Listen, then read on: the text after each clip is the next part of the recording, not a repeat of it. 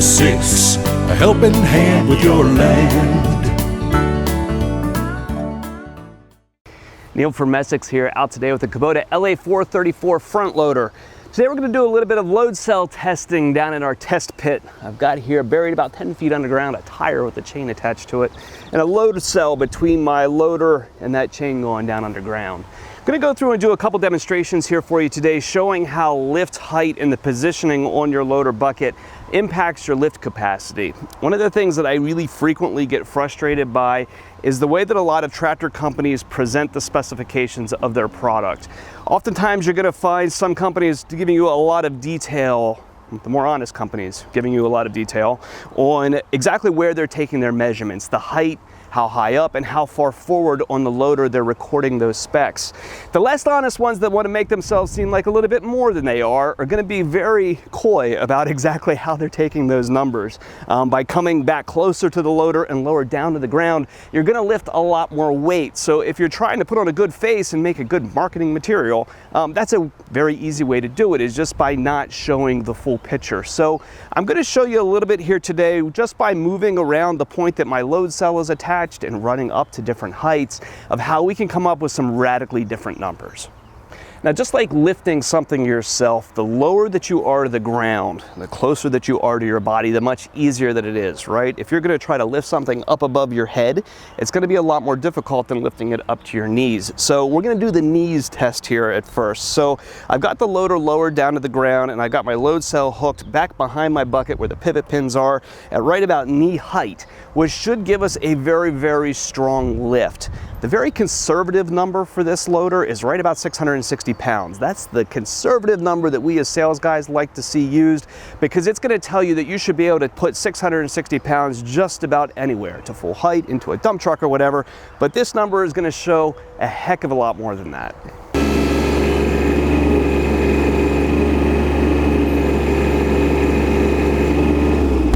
So look at that, my loader just lifted 1,778 pounds. How about yours, right?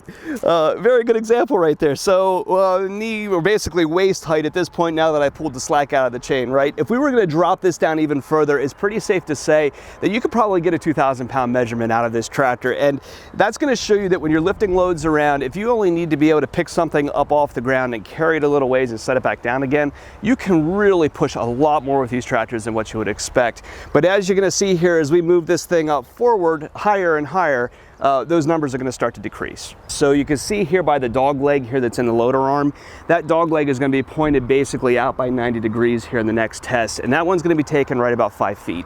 If you look at your loader literature, this is actually a number that is oftentimes published. So this one would be 1,500 millimeters off the ground, which is just shy of 60 inches from the pivot pin.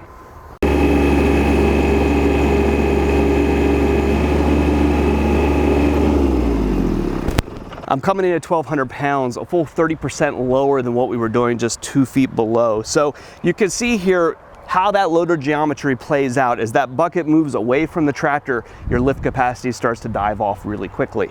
Our last test here is going to be at full height. That is typically a spec sheet number, so this is going to be your lift capacity at full height at the pivot pin. Now you can see here as I'm chaining this thing up, full height on this loader is high. This is a relatively small tractor, and for the most part, for most guys, probably has no need to lift this high. So if I was a less than honest tractor manufacturer and I wanted to show a really high lift capacity number on my machines, I simply would look at changing my loader geometry to not lift quite as high, because then I'm going to come up with this higher lift capacity number, and a lot of guys are never really going to notice, just by kind of changing how that geometry works out. So keep that in mind. You know, these are numbers that, depending on your marketing honesty, let's call it that way, you can really easily manipulate.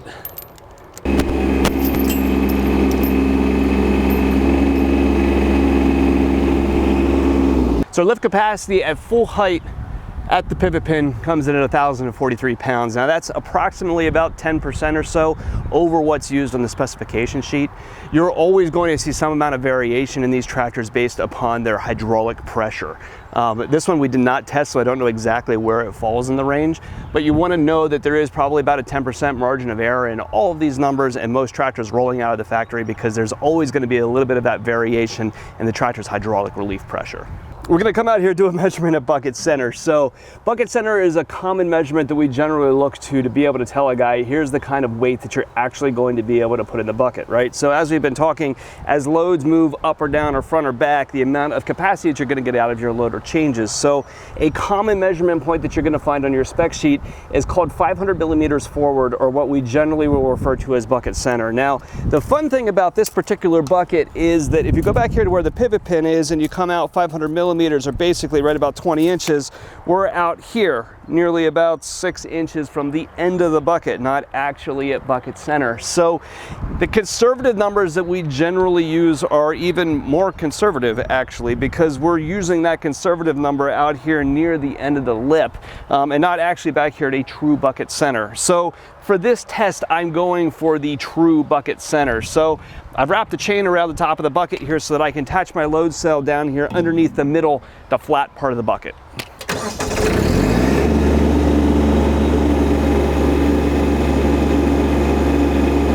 So our knee-high measurement here at basically bucket center comes out at 1,224 pounds. So interestingly here, if we're diving into the spec sheet, you reasonably can get a full bucket of material up to a carrying height that is nearly double the rated lift capacity of the loader.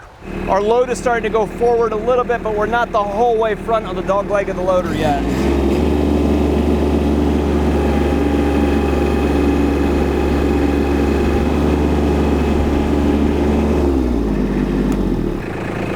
And our last test is going to be what should be our worst case scenario, essentially full height at bucket center.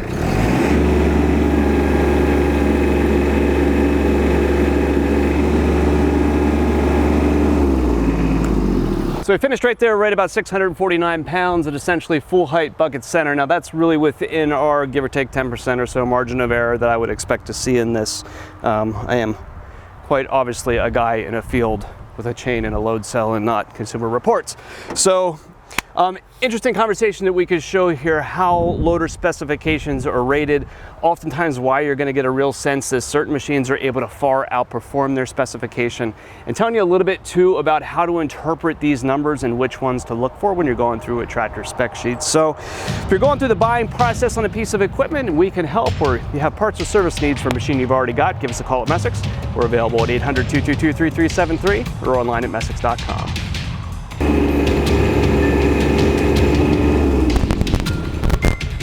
Not very exciting, is it? This was really frustrating. So I broke a microphone. My load cell battery messed up. It took me forever to get this chain set up. This one took some work.